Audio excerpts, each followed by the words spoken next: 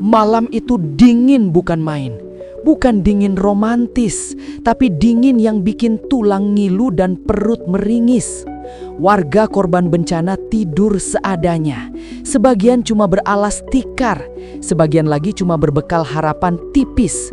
Besok ada bantuan datang. Di tengah kondisi kayak gitu, yang dibutuhin itu simple. Makan, selimut, rasa aman. Bukan janji, bukan wacana. Bencana itu bukan slide presentasi, itu nyata, bau lumpurnya ada, tangisnya kedengeran, dan lapar itu nggak bisa ditunda.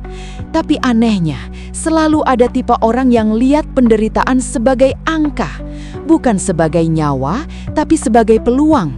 Saat rakyat mikir cara bertahan hidup, ada yang mikir cara ngatur aliran. Jabatan sosial itu harusnya paling depan soal empati. Harusnya refleksnya cepat, hatinya peka, geraknya gesit. Tapi kalau yang muncul malah skema, akal-akalan, dan hitung-hitungan untung, itu artinya ada yang rusak dari dalam. Bukan rusak sistem doang, tapi rusak rasa. Bantuan bencana itu bukan uang dingin, itu hasil keringat negara, dikirim buat orang yang lagi jatuh. Kalau tangan yang nerima malah gemetar bukan karena iba, tapi karena serakah, ya jelas bikin darah naik. Ini bukan salah alamat, ini salah niat. Di lapangan, warga nunggu dengan sabar yang udah mau habis. Anak-anak nanya makan apa, orang tua nahan malu buat minta. Sementara itu, di balik meja, ada yang katanya malah sempet-sempetnya mikir bisa diputar kemana ya? Kalau ini benar, ini bukan kelalaian, ini ketelanjangan moral. Yang bikin nyesek, kejahatan model begini biasanya pakai wajah santun, omongan rapi, senyum sopan, tapi isinya kosong. Dari luar kelihatan peduli, dari dalam sibuk nyari celah. Rakyat mana sempat curiga, mereka lagi fokus bertahan hidup. Bencana selalu ninggalin dua jenis luka, luka fisik dan luka kepercayaan. Yang pertama bisa sembuh pelan-pelan, yang kedua kalau digerogoti pejabat sendiri bisa lama pulihnya. Karena rasanya dikhianati itu pahit, apalagi saat lagi paling lemah. Kalau logika dipakai sedikit aja, harusnya sadar, ini bukan mau mencari untung, ini mau menurunin ego. Tapi nyatanya ada yang kebalik. Otak jalan, hati mati. Akal muter, empati parkir entah di mana. Orang boleh debat soal pasal, angka, dan prosedur, tapi nurani publik udah lebih dulu ngegas. Karena rasa keadilan itu insting. Begitu lihat yang lapar malah dipermainkan, reaksi marah itu wajar. Itu bukan benci, itu refleks kemanusiaan. Dan di titik ini, satu hal jadi terang. Saat rakyat menggigil, yang dibutuhin bukan pejabat pinter ngomong, tapi pejabat yang tahu diri. Karena kalau penderitaan masih bisa dijadikan bahan hitung-hitungan, berarti ada yang salah besar, dan itu nggak bisa ditoleransi. Setelah dingin dan lapar itu nyata di lapangan, logikanya bantuan harus ngebut.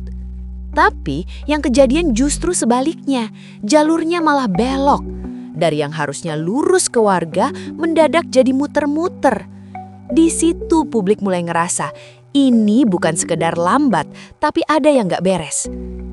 Jabatan Kadinsos itu bukan pajangan, itu posisi yang pegang urat nadi kemanusiaan. Sekali salah langkah, dampaknya bukan cuma laporan di atas kertas, tapi perut kosong dan malam tanpa selimut. Makanya waktu muncul dugaan bantuan malah diutak-atik, orang langsung panas. Karena ini urusannya hidup orang, bukan proyek main-main. Yang bikin emosi, semua ini katanya dilakukan dengan sadar. Bukan kepleset, bukan salah baca aturan. Tapi ada indikasi sengaja dibelokkan, disulap, diganti bentuknya. Dari yang mestinya langsung dirasain warga, jadi barang, jadi pengadaan, jadi ruang gelap buat kepentingan lain. Kalau begini ceritanya ini bukan lagi teknis, ini niat. Warga di bawah nggak ngerti skema. Mereka taunya bantuan datang atau enggak. Mereka taunya anak bisa makan atau cuma minum air. Jadi waktu pejabat main catur di atas penderitaan, rasanya kayak ditampar rame-rame. Yang satu lagi jatuh, yang satu malah nyari celah. Ironisnya, semua dibungkus bahasa resmi. Ada tanda tangan, ada cap, ada istilah administratif yang kedengarannya sah. Tapi sah di kertas belum tentu sah di hati. Karena kalau empati ditukar sama formalitas, yang lahir itu keputusan dingin tanpa rasa. Kepercayaan publik itu dibangun lama, runtuhnya cepat. Sekali masyarakat ngerasa dikhianati, susah buat minta mereka percaya lagi. Apalagi yang dikhianati itu orang-orang yang lagi paling rapuh. Ini bukan cuma soal uang negara, tapi utang moral yang berat banget. Yang lebih bikin muak, ini kejadian di sektor sosial. Bukan dinas yang urus beton atau aspal, tapi yang harusnya paling dekat sama penderitaan. Kalau di tempat kayak gini aja masih ada dugaan main belakang, publik wajar mikir, lalu kemana lagi harus percaya? Banyak yang akhirnya cuma bisa geleng-geleng, bukan karena kaget, tapi karena capek. Capek lihat pola yang itu-itu lagi. Bencana datang, bantuan turun, lalu selalu ada cerita busuk yang nyempil. Bedanya, kali ini baunya kelewat menyengat. Orang boleh berkilas soal prosedur, tapi rasa kemanusiaan itu nggak butuh SOP buat jalan. Kalau hati masih hidup, harusnya refleks nolong lebih kenceng dari refleks ngitung. Tapi kalau yang kebalik, ya hasilnya kayak gini, ribut, marah, dan rasa jijik yang susah ditahan. Dan dari sini publik makin sadar, jabatan tanpa nurani itu berbahaya, lebih berbahaya dari bencana itu sendiri. Karena alam merusak tanpa niat, tapi manusia bisa merusak sambil tersenyum. Dan yang kayak gitu, wajar kalau bikin orang muak sampai ke tulang. Di titik ini, kemarahan publik bukan lagi api kecil, tapi sudah jadi kobaran. Orang-orang mulai nanya, gimana mungkin di tengah situasi segenting itu masih ada ruang buat main kotor? Ini bukan soal pintar atau bodoh, ini soal nurani yang ditinggal pergi. Kalau empati masih hidup, harusnya rem langsung ditarik, bukan gas yang diinjak. Yang bikin orang makin muak, dugaan ini nggak terjadi di ruang kosong. Ini terjadi saat warga lagi paling lemah. Saat pilihan hidup cuma dua, nahan lapar atau nahan dingin. Jadi begitu dengar ada bantuan yang diputar, reaksi publik ya wajar. Emosi naik, dada sesak, kepala panas.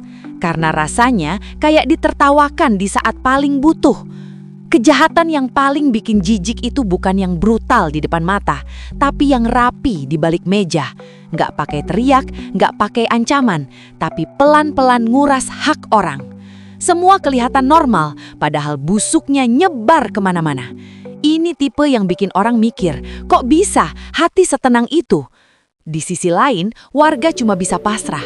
Mereka nggak punya akses buat protes panjang. Tenaga habis buat beresin puing, bukan buat ngelawan sistem. Makanya waktu pejabat yang harusnya jadi tameng, malah diduga jadi masalah, rasa kecewanya berlipat. Ini bukan sekadar marah, ini rasa ditinggal sendirian. Orang sering bercanda soal setan, tapi kasus begini bikin candaan itu hambar. Karena ini bukan godaan sesaat, ini keputusan sadar. Ada waktu buat mikir, ada kesempatan buat berhenti, tapi tetap lanjut. Di situ letak ngerinya, ketika salah sudah tahu salah, tapi tetap dijalani. Yang bikin dada makin sesak, semua ini terjadi pakai atribut resmi, bukan sembunyi-sembunyi di gang gelap, tapi di kantor, di jam kerja, di balik jabatan. Seolah-olah kekuasaan bisa jadi peredam rasa bersalah, padahal justru disitulah tanggung jawabnya paling besar. Publik mulai capek dengar pembelaan normatif, alasan administratif, teknis, prosedural, semuanya terdengar hambar di telinga orang yang lihat penderitaan langsung. Karena saat perut kosong, penjelasan panjang gak ada artinya. Yang dibutuhin itu tindakan lurus, bukan kata-kata muter. Kemarahan ini nggak tanpa arah. Ini kemarahan yang lahir dari rasa keadilan, dari naluri dasar bahwa yang lemah nggak boleh diperas. Jadi ketika dugaan ini muncul, publik otomatis berdiri di sisi korban, bukan karena ikut-ikutan, tapi karena itu yang paling manusiawi. Sekarang sorotan makin tajam, mata publik nggak lagi berkedip, setiap gerak diperhatiin, setiap alasan ditimbang. Karena sekali kepercayaan runtuh, yang tersisa cuma tuntutan, beresin sampai tuntas, nggak pakai abu-abu. Dan di tengah semua ini, satu hal jadi jelas. Penderitaan orang nggak boleh jadi bahan uji nyali. Karena kalau masih ada yang berani main-main di situ, berarti rasa takutnya bukan pada hukum, tapi pada kehilangan kekuasaan. Dan itu alasan kenapa kasus kayak gini bikin orang bergidik. Di fase ini, publik sudah sampai titik jenuh. Bukan jenuh sama beritanya, tapi jenuh sama pola busuk yang kayak diputar ulang. Setiap ada bencana, selalu ada cerita gelap yang nyempil. Dan kali ini, orang gak mau cuma jadi penonton. Karena yang dipertaruhkan bukan sensasi, tapi rasa adil. Rakyat mungkin gak hafal pasal, tapi mereka paham mana yang benar dan mana yang kebablasan. Begitu dengar bantuan buat korban diduga dipelintir, reaksi itu otomatis.